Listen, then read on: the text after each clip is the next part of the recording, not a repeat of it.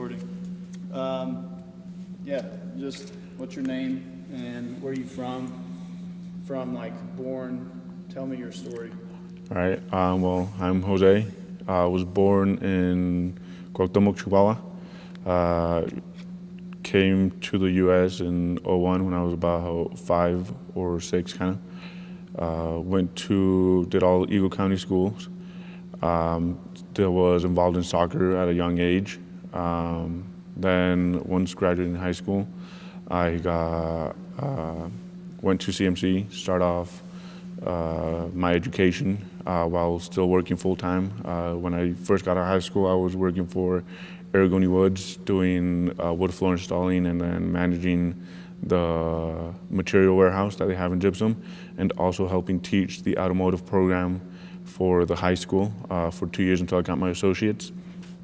Once I got my associates, I was kind of where to go next. I had run out of funds to continue my education. Got involved with the Guardian Scholars, and they helped me choose a pathway after that. Ended up sticking with the automotive industry. Went to Summit County. Was working started there as a loop as a loop tech in Vista, which is now Groove. Did that for about 4 months. Moved up to apprentice for a year, and then moved up to a full tech while still pursuing my education, doing business. Same thing in Summit, working full time and going to school at nights until recently that I have finished it and have been doors have been opened once I finished now that I finished school and now that I have the experience and certification from automotive tech industry. That's kind of where I'm at. What made you want to focus on automotive? Through high school, I took all the automotive programs, and I liked them. That was pretty much where I was excelling the most in, and it was kind of something that I've always liked. And I didn't really want to be a full tech because I was like, well, it's hard labor and things like that. But once you get into it, you can make plenty of money while you just by being tech, and then put the school on top of it, so you have doors open. And then just automotive is a lot of fun. It's like a stress reliever, not a job. That's awesome. What makes it fun for you? When you get a car that's broken and you do all the diagnostics and you finally fix it, it's like a fulfillment that you do. It makes you feel good. It's like, oh, I fixed that, and it's running and it's working how it should. So that's kind of, even though sometimes it's hard, like you start taking things apart and it's a big puzzle, when you start putting everything back together and it's going into place, and then you fire the car up and it starts and it runs and it's working how it should, it's like, oh, I did that. Like, it's a self-fulfillment, you can say. As a kid, when you were like in middle school, did you what was your interest then? Well, my interest, I was kind of in middle school. I was like, oh, well, I could do engineering because I was always pretty good at math and things like that. But same thing in middle school. I took all kind of like the wood shop classes and things like that, and more hands-on stuff. What made the school day go by a lot quicker and made those classes fun. Do you feel that now that you found something that you enjoy doing? Mm-hmm. Do you find that it's more fun to learn about that? School doesn't become school anymore, or yeah, what exactly. is that dynamic in your head like? When you're doing something that you like, it's not school. It's more of an experience and another experience to add on to. All right, I didn't know that, now I know it. Now I can apply what you learn. It's not just all like the tedious. It's not as tedious once you find something that you like doing. And do you find that, or explain a little bit about how education and your knowledge has like led you to more money, which no one can complain about. Well, the more like in the automotive industry, certificates are kind of the money makers. The more you get certified in, the more you start going to automotive training, automotive classes. That's kind of where certificates talk instead of like money talk. Certificates talk, and it's huge when you're building your resume. That's kind of where you say, all right, I have these certificates, but you add the experience that you have on too.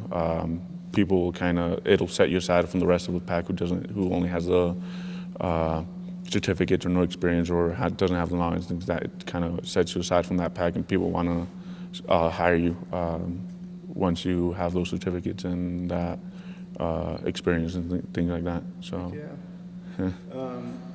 So certificates are the moneymaker then. yeah, For at least automotive. us. But every certificate, is it applied to a skill? Yeah, I'll give you an example. Like I'm doing the Mopar training, and the Mopar has 3 levels, and every level is either gas engines or the body systems of the car or electrical and things like that, and diesel. I started off at like no certificates. Now, since there's 3 levels, I'm at the top level in diesel, and that brings up your pay. Once you complete a level, once you go complete that certification, even if you don't have much of the experience, but you show that you've completed, that you've put the time in to achieve those, it's almost a guaranteed raise. How does that resonate with kids though these days? Like, it seems like everyone wants to go to college, but you know, a lot of times people end up going to college and they spend their money, but they don't get a job in that industry. Yeah. What I found, which is kind of school is very important, but you also have to have a trade or have to have what you want to do. For me, I started off already kind of knowing that I needed school, but I was also getting my trade or getting the hands-on, the experience stuff. So if you just go to college and just get your degree, it's kind of like you don't have the experience, you don't have anything. But if you're able to learn a trade or learn something else with it, with your school, kind of puts you in a better position and choose your career wisely too. Because I know a lot of people that they chose a career path that you can't find a job for. So that kind of puts you in a bad place if you spend all your money, but then you can't find a job afterwards. So make sure you do the research before you get into the full degree, then afterwards when you know you can't find a job. Yeah. Tell me a little bit more about your upbringing. Like, what was your home environment like? What activities did you participate in? What, who helped you along the way? Like, tell me a little bit more about you. Okay. Well, like I said before, I was in soccer since 3rd grade. And that kind of kept me with my school on track, because if you didn't do good in school, you can't play soccer. So I was kind of on top of my homework stuff, so I could play soccer. My parents, my mom and my dad, they've since we got here, they've always been working. My mom was doing housekeeping. My dad was doing construction. Up until around, I believe, like 2005, my dad was able to open up his own framing company. And we were doing really well then. My mom was still working, but then the recession came. And once the recession came, we had a hard time. My mom was the only one that was working. We were struggling to make ends meet. And luckily, my dad was able to find a different job, which he's doing still right now. And I see my parents as role models. Like they worked hard to get what my siblings and me needed. So they've been kind of the motivation to keep going and thrive for better pay, better work, just thrive to be better. And did they go to school? No. My mom only went up to, I think, 7th grade, and my dad went up to 8th grade, and because of hard times in Mexico, they just had to quit working and help out with the family. And what did they support you and push you to pursue higher education and Yeah. get your diploma and degree? And Yeah, they've motivated me because I mean, even though they didn't weren't able to complete school, they've kind of realized that school's important. School's kind of what gets you the better positions and jobs and things like that. So they've definitely been very helpful, even though they didn't go to school. And I am the first one to complete college in my family, even with cousins and things like that. They've kind of pushed me to complete it because they understand that school is important, and even though they didn't do it, they're able to, I mean, not help me with homework, but at least motivate me to keep going. perfect. And then what, you were talking about soccer, and you talked about Brazzo, yeah. Can you talk about that? Okay.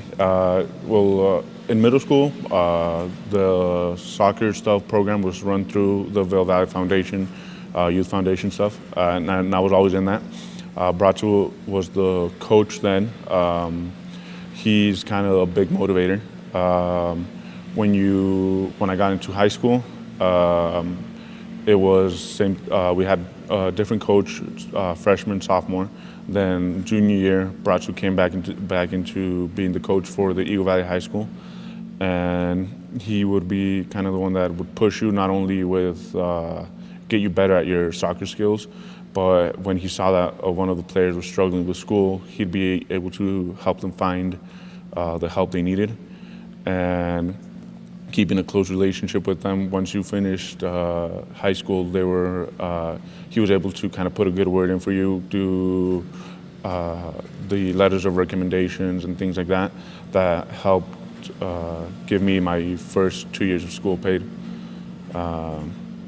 In my junior year, I was injured in a soccer game and had to get surgery on my knee, and same thing, we didn't have the money to pay for the surgery, but between Brazzo and the Vail Valley Foundation, we were able to find resources so my costs weren't as high as they would normally be, and same physical therapies and doctor appointments and all that I was able to get the help I needed to get my surgery done, but also to get back into the athletic skills and things like that. So they were a huge help. Yeah, and then talk about the DACA process and what you think that families should know.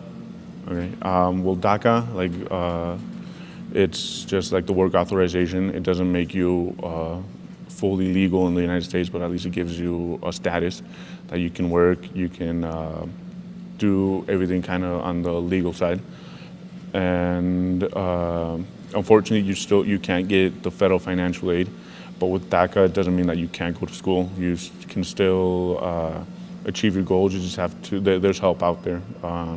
Like for me, the Youth Foundation, Guardian Scholars, that helped me. But there's things out there you can do. I know that now CMC is offering kind of similar style to a loan that they'll give you money, and you won't have to repay it until they can see that you have a stable job, steady job, and the money is not to repay back them. It's kind of just to bring the funds back up so they can keep helping other students achieve their education. Awesome. And who do you, okay, so a lot of families out here, Latino families, they just don't know who to talk to. Mm-hmm. What, in your mind, what is the solutions? Who should they talk to about these things? Because they may be struggling with finances, they may be struggling with immigration, paperwork, or resources for anything. So what are some things that you saw that worked for you, but that you just recommend to other people? Stay involved. If you're doing a sport, stay involved in the sport that you're doing, and talk to your coach, because you're probably real comfortable with talking to your coach. And if your coach doesn't know how to give you a full answer, they may know who to send you to get a better complete answer. The more involved you're in with the community, the better, because the more people you know, the more people that can help you. For me, it was the Youth Foundation, Brazzo and Lee and Pedro, the coaches that were there, that helped me out a lot. But your counselor I know in high school is real helpful, and even in college, I was always talking to a counselor, even if it wasn't finances, setting up your schedules and things like that fit to what you need to accomplish. But just talk to whoever you're comfortable with, be your school coach or your school counselor, or even kind of like churches and things like that. They have people that know where to get you to. Perfect. Perfect. And then what is your future goals? My future goals. I completed my bachelor's in business. I need to get more experience within the automotive industry. So keep working for someone for a while until I have enough experience. And my future goal is be my own boss, have my own auto shop, and run that. And if be more of kind of entrepreneurial and attempt to open more than one. So. Yeah, and do you know the secret to successful business? One of the main ones, once you have employees, like we were talking in a class, people work for people.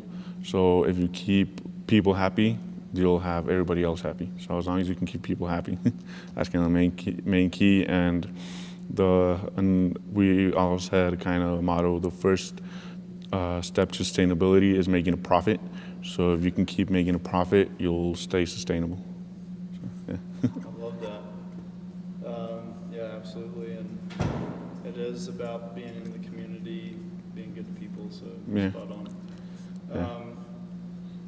And then soccer, future, family. Any family goals that you have? Well, right now, just kind of focus on my future and help out my parents, since they help me out a lot. Whatever I can do to help them. Right now, since I'm in the automotive industry, at least I'm able to fix their cars when they break down, things like that. Help out my siblings as well. Like my older sister, she graduated high school and then took several years out, but we were able to help motivate her to come back to school, and now she's doing great in school. So continue doing that. That's huge. Yeah. Motivating others, and that's what we're trying to do with this video. Yeah. And then what about, like, do you want to get married, have kids? Yeah, eventually I wanna be able to get married and have kids, but before I do that, I wanna make sure that I have a stable income. That way I can support a family. That's the goal. Have you done video interviews before? No. You're really good at it because you answer the question with the question in your answer. No. Because I'm like, what are your future goals? And you're like, well, my future goals are. Okay. So it's really good that you do that naturally. Is there anything else that you want to add? Is there any part of the story that, you think, if we focus on you for a story, then what is it that you hope that the family see? Well, I guess keep persevering. Like I said, I've realized that perseverance is key. When I was in middle school, we were in a car accident and I broke my leg and had to get surgery for that. But when you persevere, you can get back to the things that you want. I persevered, worked hard, and was able to get back to my normal activities, especially when I was doing soccer. I was able to get back to playing soccer with no issues at all. When I injured my knee, same thing, couldn't afford physical therapy every day, and was still able to recover from that and persevered and come back into soccer. With school-wise, after high school, same thing. Working full-time is tough, and going to school full-time is tough, trying to manage that, but if you keep persevering, you'll achieve your goals. The hard work pays off, pretty much. Yeah. And then what's a problem that you see with kids dropping out of school? I think they just don't find the motivation to keep going. They probably choose the incorrect career path, or they just don't find the motivation to keep going. That's probably one of the main issues. Like friends that I know, they just didn't have the motivation to keep going. They were, I guess, coming out of high school, they were offered an okay job, okay wage, but they were only thinking about that time, not the future. In 10 years, 20 years, the job that they have now, new kids are going to come in and take those jobs away, and they don't have the education, they don't have that background with them, that they'll be stuck in something that they probably don't want to. So the main thing is focus, plan for your future early, make sure there's job security for one, and make sure that you can make a livable wage 20 years from now too. And what about saving? Saving's huge, especially if you can't find the full resources to pay for everything for your school. Make sure you're able to focus on your school, but also attempt to make money while you're at it. That way you can help finance part of your education or finance for your own needs. And when you can, save money, because you'll need it eventually, even simple things. If your car breaks down, you're gonna need that money. If you need to get it towed somewhere or things like that, you'll need the money, because everything costs money. So the better you're off in your finances, the less of a burden it'll be if you have to run into those issues. Yeah. And then, do you feel that you're pursuing your dream, like what you're doing, or do you feel like you're doing what everyone else is doing? Like, there's people who just get into a job and whatever, but talk about the feeling that you have doing what you're doing. You kind of talked about it at the very beginning, but Yeah. I think I'm fulfilling the dream that I want. Like I said, I want to be my own boss, but to be able to do that, you have to have experience, you have to have knowledge, background knowledge. In the automotive industry, it's more of a hobby, it's not a job. So if you like they say, if you like what you do, you won't have to work another day in your life. So just find something that you like. Automotive industry has been my key. Working on cars, being able to get them when they're not running, get them started, or you replace an engine and you fire it up and it's running okay. So that's kind of the make sure you feel that you have the self-fulfillment within you, like it's like you're doing something that's all right. This makes you feel good. It's not just, oh, I'm got to go to work again. So make sure you feel good while you're doing it. You have a. Are you happy? Yeah. Oh yeah. Very happy. Yeah. Yeah. On a scale of 1 to 10, after completing school, how happy? I'd say like 15. Awesome. Yeah. So you just finished your last day. So talk about what that feeling is like to like maybe start with like, the beginning of your education for higher education to like the moment that your last day of school was. The beginning of my education, you're kind of like I guess nervous, like what's this gonna pan out? But you keep going. You continue to do the class that you want, and once you finish, it's a huge weight off your shoulders. And school's stressful, but once you finish, that like stress goes completely away. You feel accomplished. You feel like you've succeeded in something, and that's just another milestone. You go from there. Completing school is not just where you stop. You just keep setting milestones for yourself and keep accomplishing them, and that makes you feel real good. Awesome. Yeah. We want to probably reach out to your professors and see if you can come in to a class next year, next semester, and just do like a few shots of you in school. Okay. I think it would be nice for them to see that I want to do shots of you working, I want to do shots of you in school, Okay. I want to do shots of you at home, and all in Spanish, just talking in the moment. Okay. What's going on in your head and how much fulfillment you have, but how much hard work it is. But that when you work hard, you are also fulfilled. But Yeah. is there anything else you want to add? No, I think everything's good. Yeah.